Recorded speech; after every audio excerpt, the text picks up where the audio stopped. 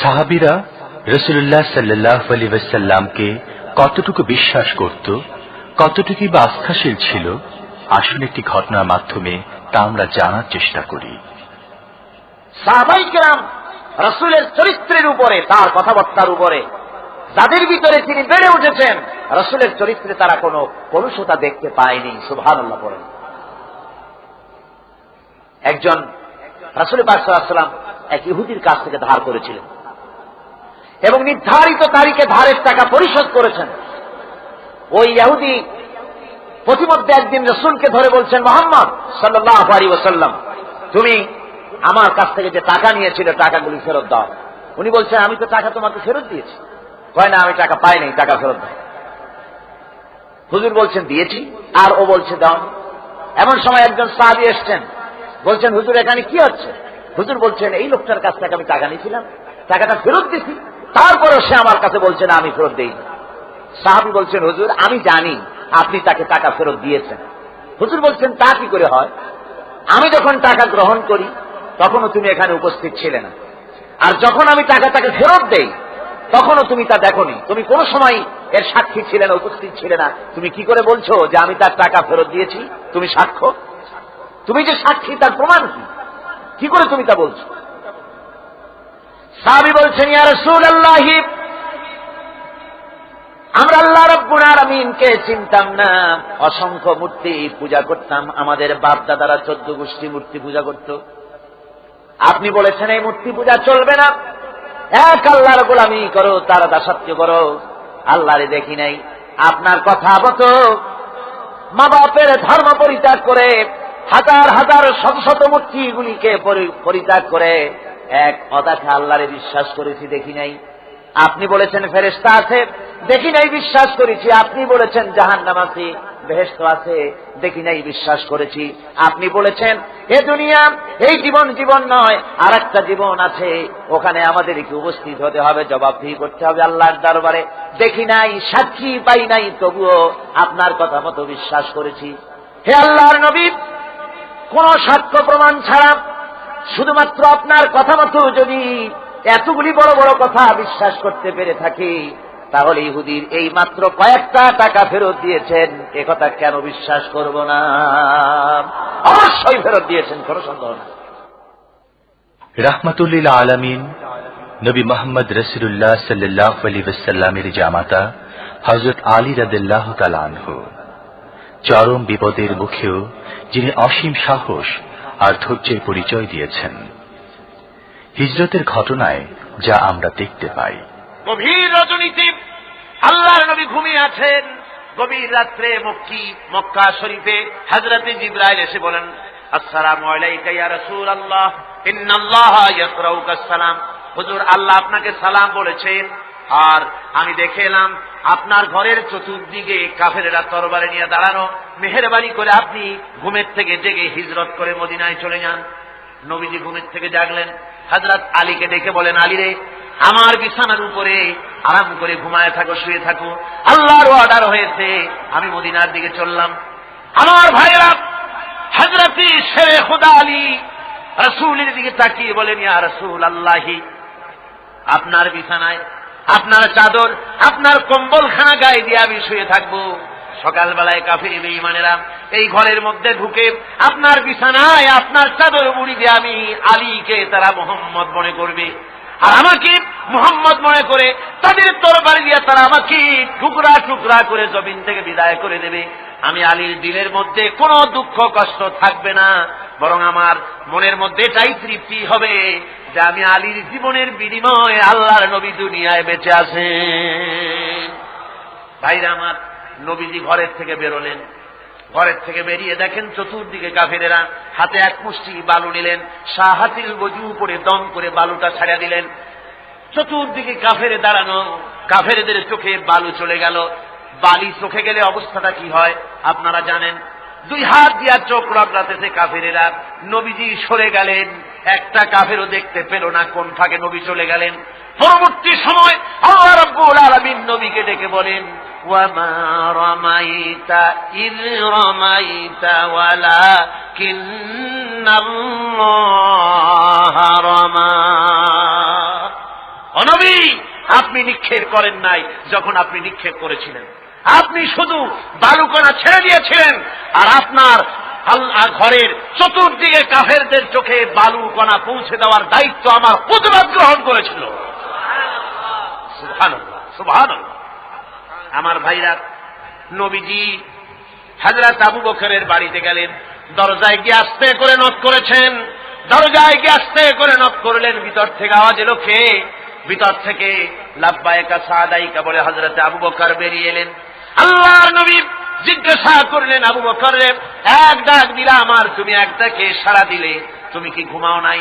হযরত আবু বকর বলেন, ইয়া রাসূলুল্লাহ, আপনি বলেছিলেন আমাকে সাথে নিয়ে হিজরত করবেন।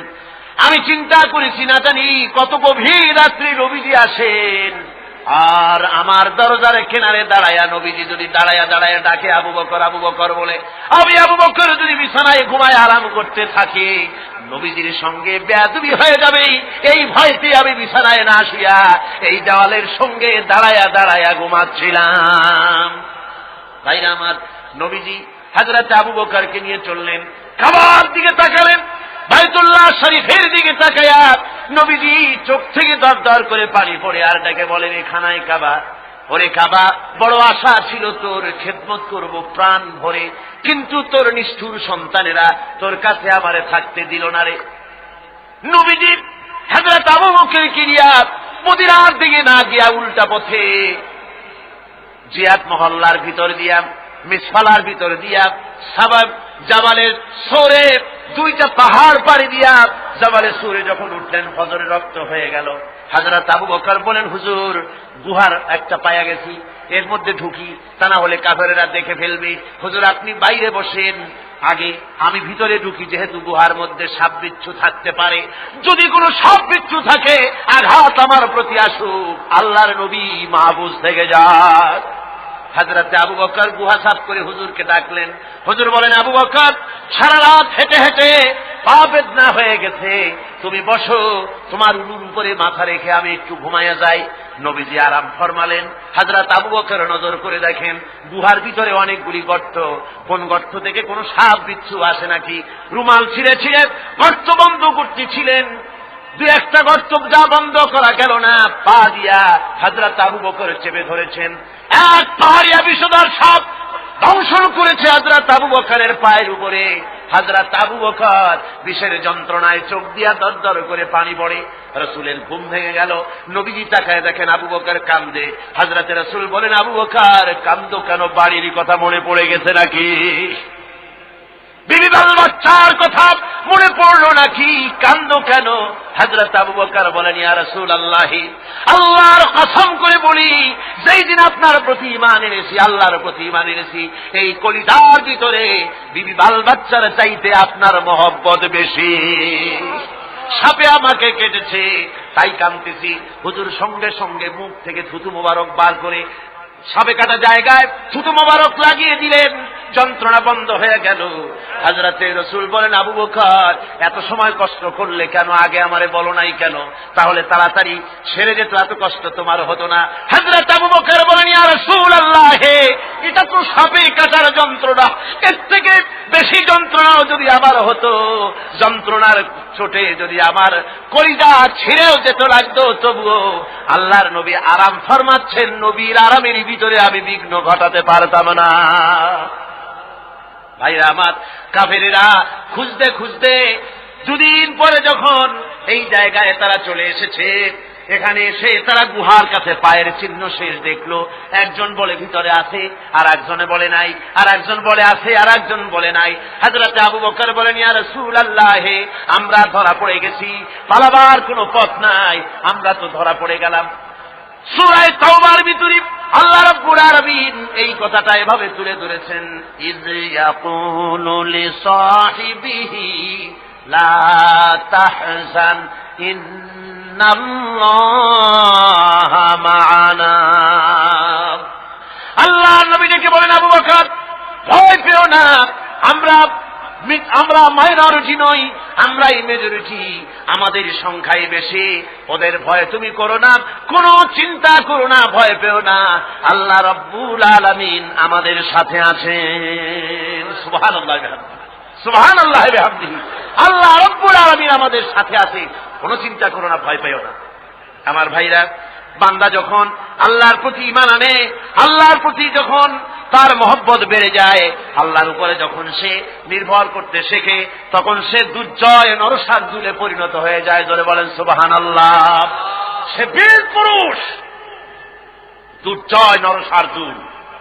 কারো হুঙ্কার, কারো অগ্নিচক্ষু, ফাঁসির মঞ্চ, জেল জরিমানা, বোমা, কিরিস, রিভলভার, স্টেন গান, কামান, এগুলির ভয়তে ভীত হয় না কে? মোমেন। কে হয় না? সে একমাত্র নির্ভর করে কার উপরে? মানে বলেন কার উপরে? শেরে খোদা হযরত আলী রাদিয়াল্লাহু তাআলা আনহু সম্পর্কে এখন শুনবো আলোচনা। রাসূল পাক সাল্লাল্লাহু আলাইহি ওয়াসাল্লাম তিনি হযরত আলীর হাতে তরবারি উঠায় দিলেন। জুলফিকার বললেন, আলী তুমি যাও, আজকের ময়দানে সেনাপতির দায়িত্ব পালন করো। হযরত আলী তরবারি হাতে নিলেন। ইসলাম আক্রমণকারী যে না, সে কথা বলতে আমি এই কথা নিয়ে আসছি। হযরত আলী গেলেন, যায় মুরাহহাবের সামনে পড়েছেন। মুরাহহাব হলো, হাদিসে এসেছে, মুরাহহাব হচ্ছে কাফেরদের নেতৃত্ব দিচ্ছে। মুরাহহাব বলছে, আলী তোমাকে আমি কিন্তু ভালোবাসি, তুমি আসলে কেন? তোমার প্রতি আমার একটা সফট কর্নার আছে আমার অন্তঃকরণে। তুমি তোমার ছেলে মেয়েকে কি এতিম বানাতে চাও? তোমার বউকে কি বিধবা করতে চাও? আমি তো সেই বীর যে আমার সামনে এসে কেউ কল্লা সাথে নিয়ে যেতে পারে নাই। সুতরাং তুমি যদি ওদেরকে এতিম আর বিধবা করতে না চাও, আমার সামনে থেকে সরে যাও। হযরত আলী বলেন, মুরাহহাব তুমি কাকে ভয় দেখাতেছ? তোমার তরবারি এই সমাজের কিছু কাফেরেরা ভয় করতে পারে, তুমি কি আমারে চেনো নাকি? তুমি কারে ভয় দেখাও? তাম পৃথিবীর সমস্ত কাফেরদের উপরে আল্লাহ রাব্বুল আলামিন আমাকে বাঘ বানায় পাঠিয়েছে। তরবারি দিয়ে প্রমাণ হবে। মুরাহহাব বলে, তুমি আঘাত করো। কয় না, আক্রমণ তো করব না আমি, আগে তুমি করো, আমি প্রতিহত করব। আক্রান্ত হলে পরে তারপরেই জবাব দেব। এরপরে মুরাহহাব আঘাত হানতে লাগলো। হযরত আলী সমস্ত রণকৌশল দিয়ে আঘাতগুলি তিনি ফিরিয়ে দিতে লাগলেন। এরপরে হযরত আলী বলছেন, মুরাহহাব এবার তৈরি হও আমার আঘাত সহ্য করার জন্য। হযরত আলী জুলফিকার তুলে আঘাত করলেন। এক আঘাতেই দেখা গেল মুরাহহাবের মাথা থেকে শুরু করে শরীর টুকরা হয়ে গিয়া হযরত আলীর তরবারির মুঠা পর্যন্ত মাটির ভিতরে গেড়ে গিয়েছে। খায়বারের দুর্গ দখল হয়ে গেল। পরের দিন আল্লাহর নবী বলেন, আলী শুনতে পেলাম তোমার ঢাল ভেঙে গিয়েছিল, তারপরে তুমি যুদ্ধ করলে কি দিয়ে? হযরত আলী বলেন, হুজুর কামুজ দুর্গের ওই কবাতটা, লোহার কবাতটা বাম হাতে নিয়া আর ডান হাতে তরবারি নিয়ে লড়াই করেছি। হুজুর বলেন, কি করে মানুষ কেমনে এত বড় দুর্গের লোহার কপাট হাতে নিয়ে যুদ্ধ করে? একটু দেখাও তো দেখি। হযরত আলী গতকালকের মতো বাম হাত দিয়া ধরেছেন, নাড়াতে পারেন না। এবার ডান হাত দিয়া ধরেছেন, নাড়াতে পারেন না। ডান আর বাম দুই হাত দিয়া সমস্ত শক্তি দিয়ে এমন জোরে টান মেরেছেন, প্রতিটি লোমকূপের গোড়া থেকে ঘাম বেরিয়ে এসেছে, এক চুলও নড়াতে পারেন নাই। হযরত আলীর মুখখানা মলিন হয়ে গেছে লজ্জায়। হযরত আলী রাদিয়াল্লাহু তাআলা আনহু লজ্জা পেয়ে গেছেন। রাসূল পাক সাল্লাল্লাহু আলাইহি ওয়াসাল্লাম বলেন, আলী লজ্জা পাওয়ার কোনো কারণ নাই, চিন্তা করার কোনো কারণ নাই। তোমার নিজস্ব শক্তি দিয়ে তুমি লড়াই করতে পারো নাই। এত বড় লোহার দরজা নিয়ে, কবাত নিয়ে মানুষ এভাবে লড়াই করতে পারে না। আল্লাহ তার দ্বীনকে বিজয়ী করার জন্য তোমার ভিতরে আল্লাহ রাব্বুল আলামিন ক্ষমতা দিয়েছিলেন। জোরে বলেন সুবহানাল্লাহ। আল্লাহ রাব্বুল আলামিন এই জিহাদের ময়দানে যখন মানুষ আসে, আল্লাহ তাদের উপরে মদদ দান করেন।